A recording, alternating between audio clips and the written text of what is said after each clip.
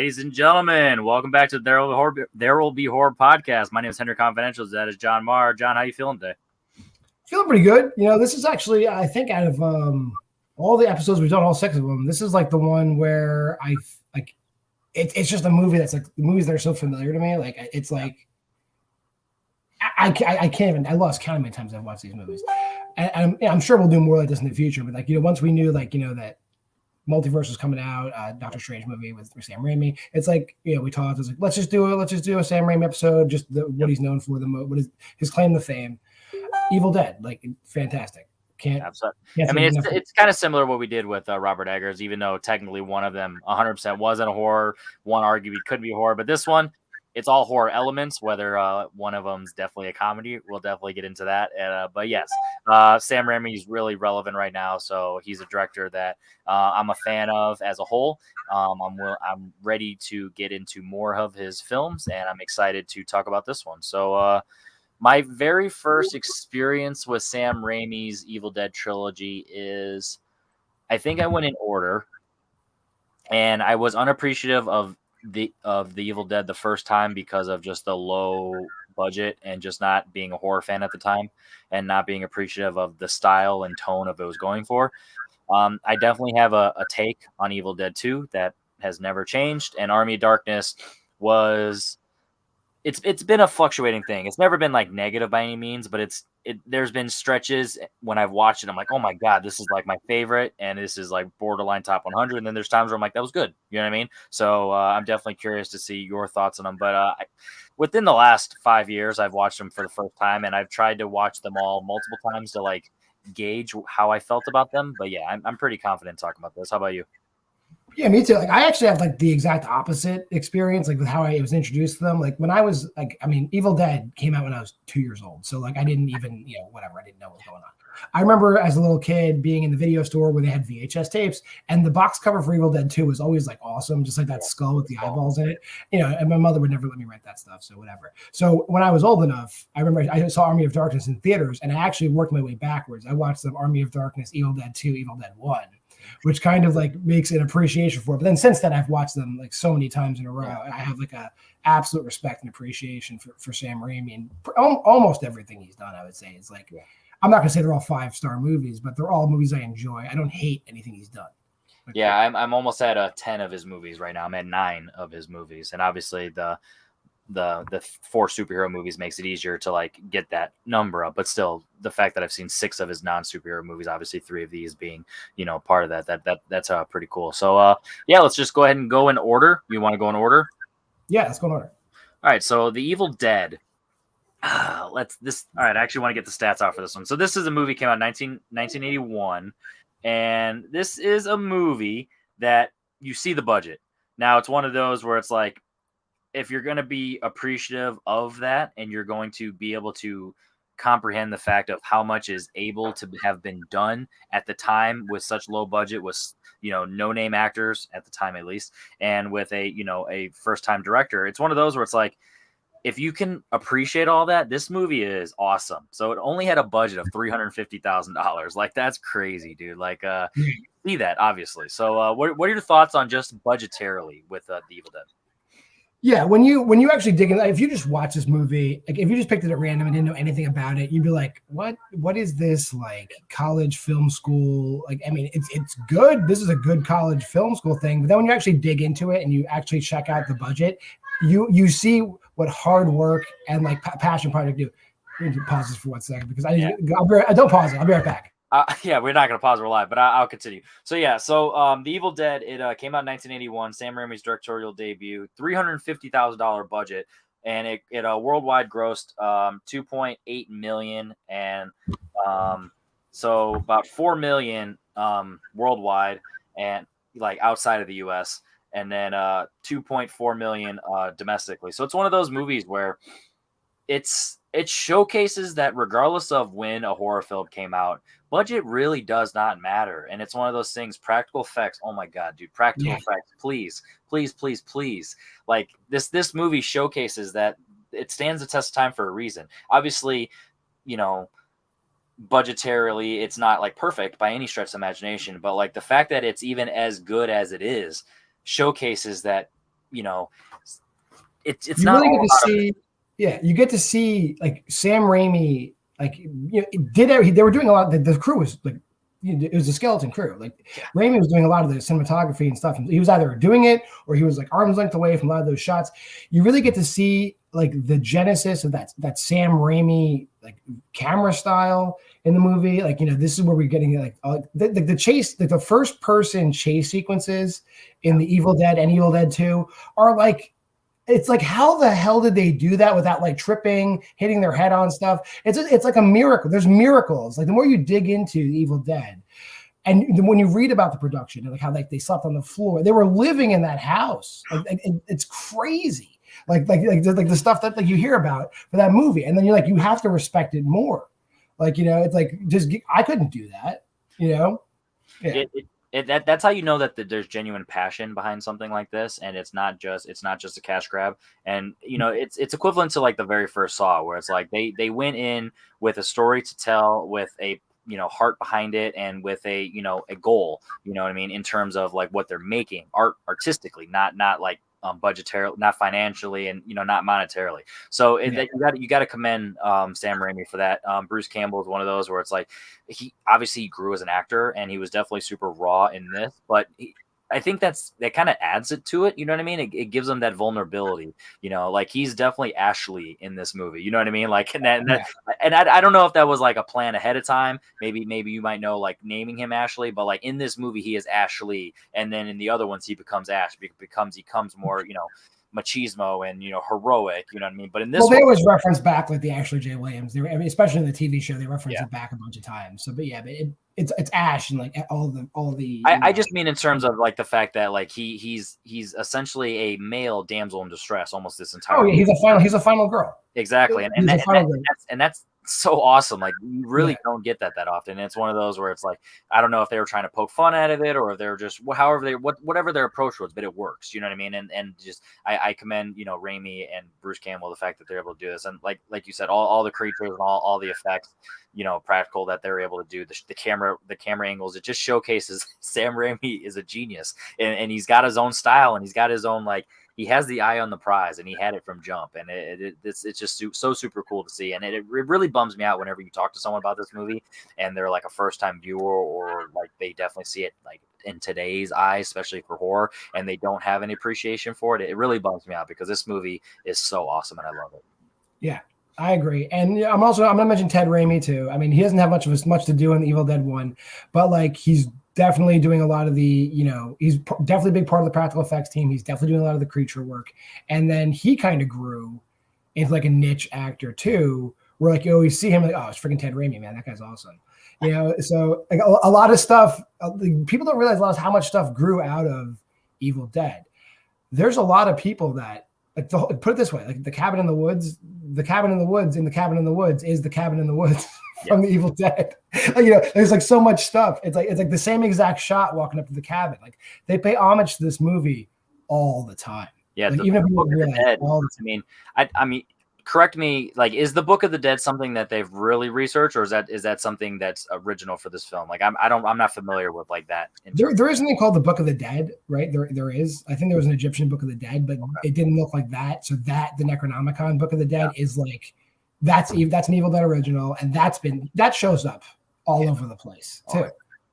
And it really creates the world without that's how you utilize your budget is you have a story that can be expanded with words and fear, and how they're able to still expand the world and the universe and just the potential while still remaining within this cabin and a few shots within the woods. You know what I mean? It's one of those where it's like you said, like even like driving in the car, it's one of every time I watch it, they're like driving in the woods, and it's just like, oh my god, the flat tire, like how you risk a flat tire, and it's so sketchy, but it works. It just adds to the elements of the world, and that's so cool. Sam Raimi's actual car, ladies and gentlemen.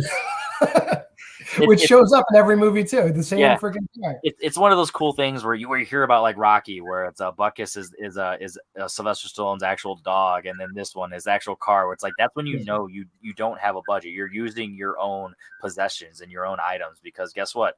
You don't have many other options. And no wardrobe. Everything those people wore, that was their clothes. like just picture everything in that movie, like they brought to the set, like every prop they brought there. Yeah. Like there was very little of that, like, and like, you know, you read like the production history of that movie, like, you know, like they were like borrowing from their family members, like doing like, you know, fundraising drives just to put together this movie. It's like there were so many points in time when you read the history, this movie like wasn't going to get made. Pretty much like anything could have gone wrong, but everything went right, and we got like a fantastic movie out of it. Yeah, and like it really creates like, you know, the dynamic of all the characters too, where it sets up the demonic entities and, you know, the what ifs and like the kind of the just how Ash is being pushed to the limits throughout this entire time, and like you said, being a final girl essentially, and that's so cool. So like this movie is a perfect example of why I have my rating system, where it's like I do 5 stars for like personal favorites, so it transcends quality at this point. Like if this is a movie that I love, regardless of like technically, you know, what's going on, like, you know, for example, I have plenty of Adam Sandler movies that are 5-star movies. The Evil Dead is definitely a 5-star movie for me because of just how I feel when I watch this movie. Like it just like it shows off my appreciation for the horror genre, and like this is the type of stuff I like, of just like the craft that can be put behind it. And this is a movie that, you know, it's under 90 minutes. It's got a creep factor. It's got a likable lead character. It's got fantastic shots. The sound itself is not that great, but the actual like sound that they're, you know, showcasing in it, like, you know, the score, just the elements, it's still, even though the quality is not good, you can tell what it's going for. So you're still creeped out, and you're still, you know, having those vibes of just the horror elements. And like this, of the 3, this is the clear horror film, and then we'll get into the other 2 of just where they lie genre wise. But Yeah. I just have a full appreciation for this film. So it's a 5-star movie. I can't quite put it in my top 100, but it's up there in terms of just like where it is. And I love this movie. Where do you go about that rating wise for it?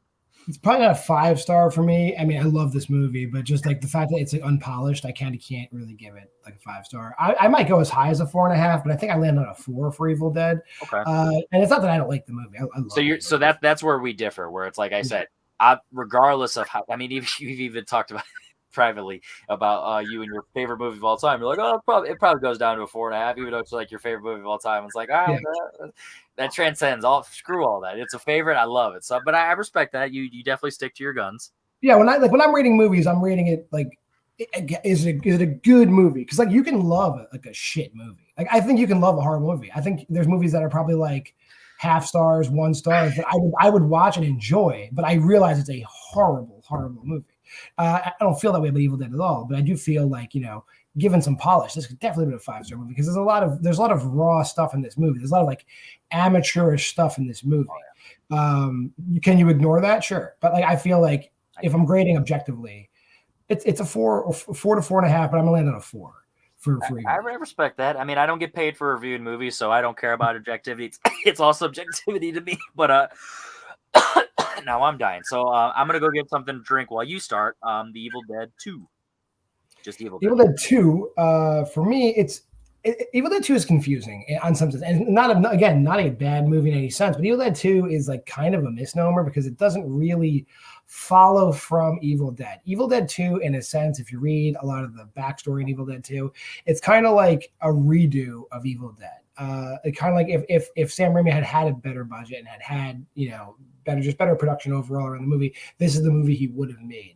Which is why it doesn't really like plot wise linearly follow from Evil Dead, and a lot of the decisions don't make any sense, because obviously why would Ashley go back to the same place that specific stuff happened? You're talking about it being essentially a remake. Yeah.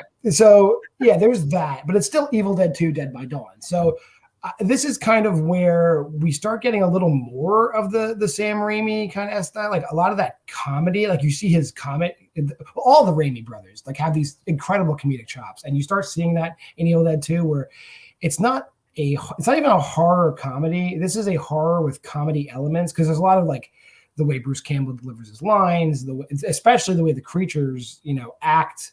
I mean, they're literally teasing him. They're fucking with him. You know what I mean? Yeah. Like, they're really getting inside of his head. And you get that a lot, you know, especially in Army of Darkness, especially in the Ash vs. Evil Dead television show. That's basically all the television show is. It's a banger. They go full horror Evil Dead, where it's just played straight horror, to this where there's horror elements, to Army of Darkness where it's like clearly like it's like a slapstick comedy with horror elements, to the TV show where it's like the TV show defies description because it is that Raimi comedy horror style that is like it's both, but they're both awesome. Yeah, you know. So like he went through all these like iterations of this film to kind of like figure out what he wanted to do. Like the Evil Dead 2 is more, you get to see Sam Raimi experimenting like with the process. Yeah, and you see it all the way through the entire Evil Dead trilogy. And I think the reason, I have a controversial opinion on this movie, and I feel like it lies in the fact that tonally, I just don't understand what this movie's going for because it's really mixing it. I feel like it's got two toes in on all genres. Like it's doing the horror, it's doing the wackiness, and it's doing the comedy. I feel like wacky and comedy are not the same in this. Like it's doing its own time. Like the wacky is wacky, and the comedy is like telling the jokes and like teasing them. But then there's the wacky stuff with the Bruce Campbell faces, which, you know, if I'm in the mood for it, I'm all for it. You know what I mean? It's one of those where I don't know. It just does. I don't know. I just never feel right when I watch this movie. Like I don't think it's bad, but this is one of the few movies that, whenever I have a conversation with anyone, they always praise it super high, and I can never go there. So this is always one of the ones that comes to my mind when I think of overrated. And I know that's a bummer to say because I love The Evil Dead, and we're going to talk about, you know, I teased earlier like how much I like Army of Darkness, and I love the Ash vs. Evil Dead TV show. So it's one of those where it's like, it really bums me out that I don't love this movie, because in theory this should be like a top 100 movie, because it's like, oh, it's essentially a remake of the first one. It's more wacky and crazy. It's got better production. You know, it looks better. All set. You know what I mean? All stuff like it's wild that it doesn't skyrocket The Evil Dead, but it just doesn't. And it's one of those. The word overcorrection comes to me when I watched Evil Dead 2. I'm like, this is an overcorrection, and is it a bad movie? No. Does it hurt the product? Yeah, it does. Yeah, it's not as good as Evil Dead. Exactly. I agree. And it's one of those where it's like, if I'm watching, so every time that I watch these movies, I try and double feature them just because, you know, why wouldn't you? Especially because they're so short. But every time I do, I feel like I'm 100% locked in on The Evil Dead. And then about halfway through Evil Dead 2, I just kind of like check out. You know, I'm looking at my phone because at this point I'm like, all right, let's get, like, don't get me wrong. There's not highs of the movie, like where if I catch it at the right moment where I'm invested, I'm like, oh yeah, that's a lot of fun. But it's like they're so far and in between for it, or it feels like a rehash of the original. It just bums me out that it's just like, yeah. And not to be a nerd, and I won't even spoil the ending if you haven't seen it, but like I feel, and you can agree with me or disagree with me, I feel that the ending of Evil Dead 2 like violates the canon of the Evil Dead series. I don't think that's a proper resolution. I don't think it should have been undone that way. Yeah, I think it's him trying to be quirky, and I feel like it's him like keeping all doors open, but also not. It's kind of back with the tone thing. It's like it's not knowing exactly what you're going for, so it's kind of like keeping the doors open for like any possibility moving forward. And it's just the whole lead into Army of Darkness I'm cool with. That's fine. It's everything that comes like right before exactly. Where I'm like, that was too neat. It was just too neat. It didn't feel good to me. I felt that the resolution should have been something different. That always sticks to me too. Yeah, and it's, I don't know, like I said, like on the contrary of everything I'm saying though, like Bruce Campbell is better. I mean, obviously his wackiness tonally, it's still, you know, whatever, but like the acting is better, the gravitas is there, the machismo's there, the Ash is there, you know what I mean? So it's like on that level, like I'm all for it, but that's why I said, like, once you get into like the chainsaw part, like, oh yeah, that's cool, but it's just like leading up to it, and when he's like, because I mean, if you really think about it, he's essentially acting against himself for the majority of this movie. Like you got the talking head Linda, right? That's his girlfriend, Linda. Yeah, Linda. Mm-hmm. Yeah. So it's like he's got his girlfriend whenever he has his back and forth when like the demons are fucking with him. But I mean, for the most part, he's kind of doing a lot of stuff by himself. So it's like him trying to like be entertaining, and it's what like kind of what you said, the overcorrecting, where it's like he's overdoing it at times. So it's like that's why I say I feel like there's comedy and I feel like there's wacky, and I think that's the wacky. You know what I mean? It's just kind of like it sticks out. They double down on that in Army of Darkness. There's a lot of like one man show slapstick comedy scenes in both those movies. I think it's not bad. It's not bad. He's clearly a talented physical actor. Yeah. But when you first start seeing, you're like, is it like it feels out of place? And then you kind of like, I'll buy into it. And then you buy into it and it's not so bad. But it really feels out of place. Exactly. In general. Because they didn't do that in the first. If you watch the first one, the second one, you're like, what what's going on? Yeah. In the first one, it's pure horror. Like he's reactionary in a horrified way, not in a like a here's Johnny. Like you know what I mean? He's kind of going for like the wacky Jack Torrance, but which only stands out when like for example in The Shining when he's fucking with her, like he's saying the here's Johnny in a line to like tease essentially Wendy, whereas in this one he's the guy being fucked with. So the fact that he's being wacky, it just kind of contradicts, like it doesn't really make sense. You know what I mean? It's like it plays like he's going insane, but is he though? Yeah, it's like I feel like there's not enough plot to really feel that. You know what I mean? And I feel like that's the difference. Where it's like obviously in the first one there's not that much plot, but what it's going for, it's just straight up like, hey, here's a horrific moment, here's how we're reacting to it, and here's the conclusion. Whereas in this one it's like doing a lot. So that's why for this movie it's not a negative technically. Like I give it 3 stars. It's serviceable. Like it's technically, it's ironic because serviceable means it's kind of going what it's going for, but it's like it's not. So it's like a step down, but it's still like that 3-star range because the highs are, I wouldn't say very high, but the highs are high enough to balance out the awkward, tonally weird. Yeah, you still get a lot of that great effects. You get a lot of that great camera work. So that's a push. Like when you think of the Spider-Man 2 scene, the Sam Raimi specific, like with the Doc Ock scene, like you think of Evil Dead 2. You know what I mean? You don't think of it when you think of Evil Dead 2. So it's like that's there, and those are the highlights. But like I said, those are scenes versus like sequences and long stretches of the movie. You know what I mean? So it's not quite there. Right. I'm in the same neighborhood. I'm like in a 3, but I like it. Like 3 with a heart, or 3.5. Like right there, I'd say I'd probably land on 3, but I like it on like a Letterboxd review. Just because it's a vicious overcorrection. Like it's such a tonal shift that it kind of takes you out of it, but it does set you up for Army of Darkness. Yep. Which is a totally different viewing experience, I would say. Army of Darkness is wild. Like Army of Darkness is all in. You know what I mean? Army of Darkness, like I keep saying, like it's not a horror movie. It's really not, and that's fine because it's got the horrific elements. Like it's essentially Shaun of the Dead before Shaun of the Dead. You know what I mean? It's got all the elements there, and one of my favorite scenes, like obviously I'm skipping ahead. My favorite scenes is like the battle with all the skeletons and the swords and all that stuff, and it just looks so goofy, like it's 90s. But because of like the world that it's built up to that point, I am all in. You know what I mean?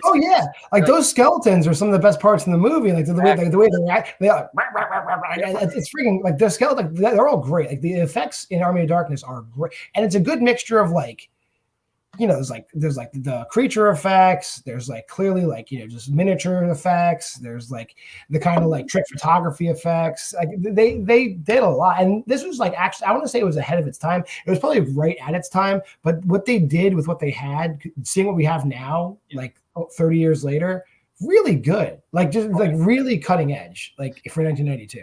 Yeah, honestly, as goofy as this is gonna sound, it feels like a 2000s movie trying to be a 90s movie because that's how much ahead of a time is. You know what I mean? Like it's like the effects are better than they should be. The tone, like this is a weird, fun double feature with like Scream, because Scream does the meta of the horror genre, and this is kind of like doing the antithesis of the meta, where it's just kind of playing off the first 2 Evil Dead movies. So it's like bleeding into, and it mentally puts you in a weird perspective as an audience for a horror. There's definitely like an indirect kind of fourth wall breaking in Army of Darkness. Like if they don't clearly turn to the camera and go, pretty crazy, right?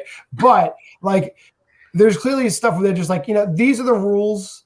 Yep.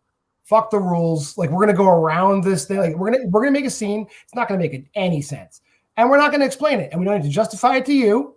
And you're gonna go with it, and you're like, okay, I'm gonna go with it. and they just keep doing that like every 5 minutes. But it's not like it's not. They're not like shitting on the audience. I've seen movies that do that and they crap on the audience. Army of Darkness is like, no, trust us. Come along. You're gonna trust me. Come this way, and you're gonna like it. And you wind up like really appreciating and liking it. Yeah, it's one of those ones where like. That's what separates this from Evil Dead 2. It's like this one is fully all in, and it knows what it's going for, and essentially it's like, hey, like you said, just trust us. Like we have a point, we're going with it. Whereas in Evil Dead 2, it's trying to pander to the horror genre, but it's also trying to blend into the dark humor that probably clearly Sam Raimi has for his own personal self, but it's also trying to be also a remake and a sequel. Like it's really weird, like the different tones in this. Where this one, it's like, hey, we're going back in time. Is he a king? Is he an outsider. It does a lot of fish out of water stuff. It does the hail to the king. This is my boomstick. Like these are the things that just Ash is all I think one of the things that people don't really realize is, well, you definitely realize it and I realize it, but in between Army of Darkness and Evil Dead 2, he made Darkman in the middle of those. So like Darkman showed like he could do action. Yeah. Like look, there's some freaking great like action scenes, some great cinematography in Darkman. Watch Darkman if you haven't watched Darkman. And he brings all that Darkman stuff into Army of Darkness. Yeah. Which is great. Like he learned a lot. You can see he learned he learned the basic movie production through Evil Dead 2, he plays around with these creatures in comedy. Darkman, he does like straight up action, and then he just throws it all together in the same pot in Army of Darkness, and like you get a fantastic movie out of it.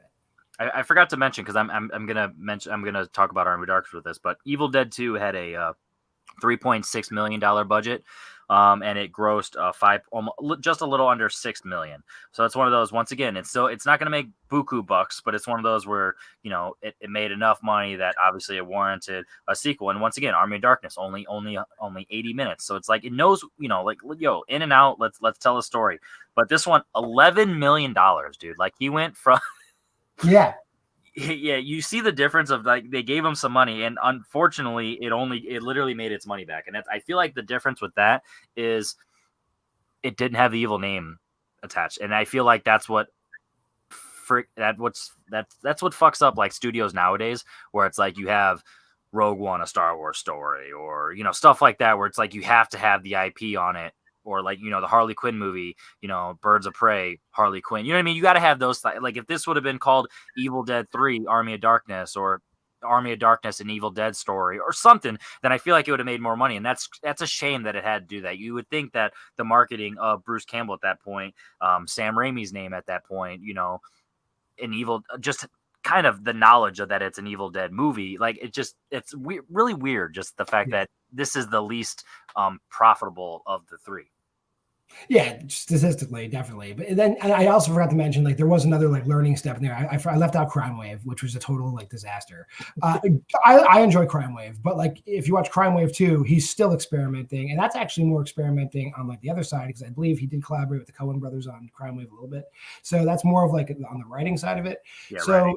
He had a real like the learning curve for Sam Raimi. If you go from like Evil Dead, Crime Wave, Evil Dead 2, Darkman, Army of Darkness, it's like what a trajectory like Sam Raimi had like through his first 5 films. It's pretty crazy.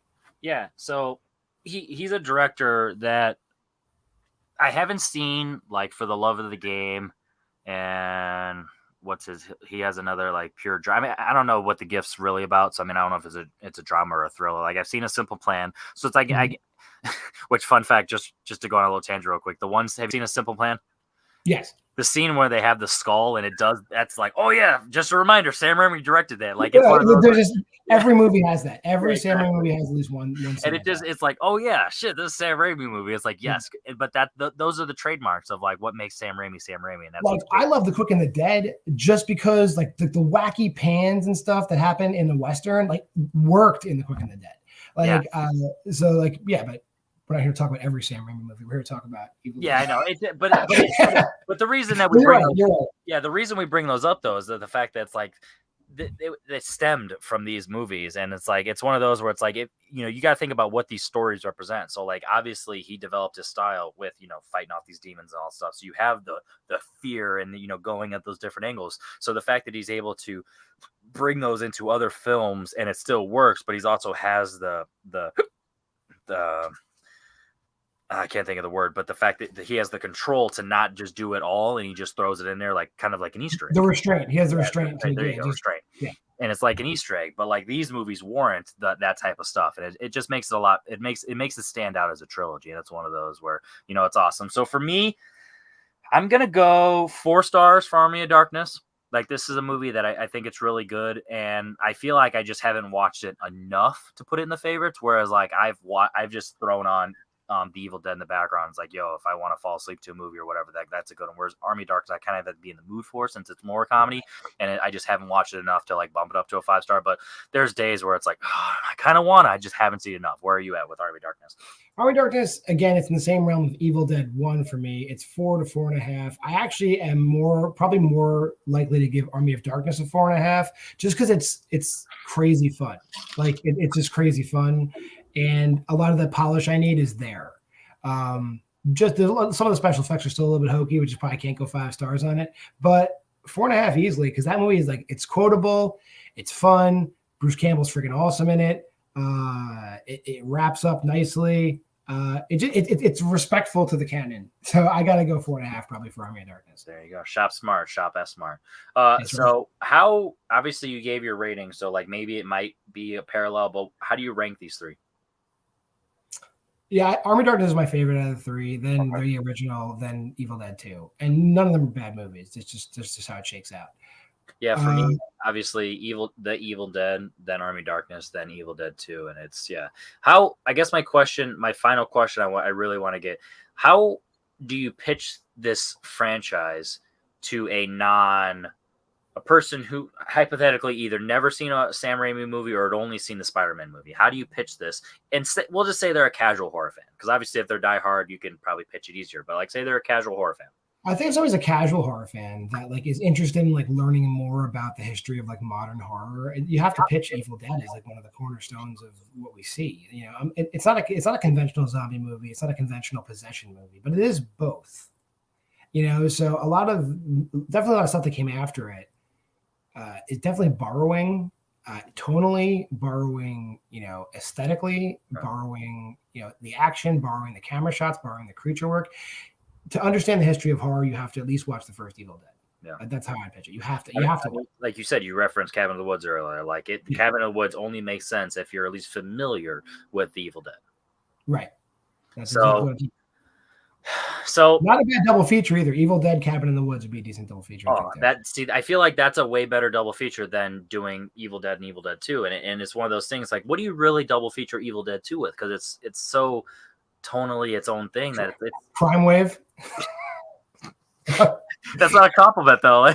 Yeah, no, but honestly, I think you could do that because then you get to see. I mean, if that's for like a fan though. First, you want to see like the growth of Sam Raimi. Yeah, do Crime Wave and then Evil Dead 2, and you get to see like. But understand, you're in for like just wacky experimental horror comedy. Like that's more you're coming at it from a film nerd perspective, not just a sit down double feature. Let's watch. I don't think you're going to sell either of those movies to somebody who's a casual horror fan. I think you'd have to have somebody who's like, yeah, I want to know more about Sam Raimi. Okay, yeah, watch these movies. I guess this will be my final question.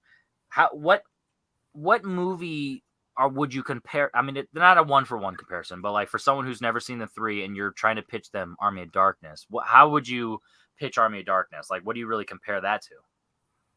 To like a mainstream movie, or anything that you think it would make sense to someone. Like, I know that's tough because it's like it's really not like anything. But do you have anything in mind? I know you've probably seen more. Honestly, isn't Army of Darkness just like a stripped down freaking like slapstick version of Game of Thrones on some level? I think it is. Right? Like the final season of Game of Thrones where they're fighting the White Walkers is basically Army of Darkness.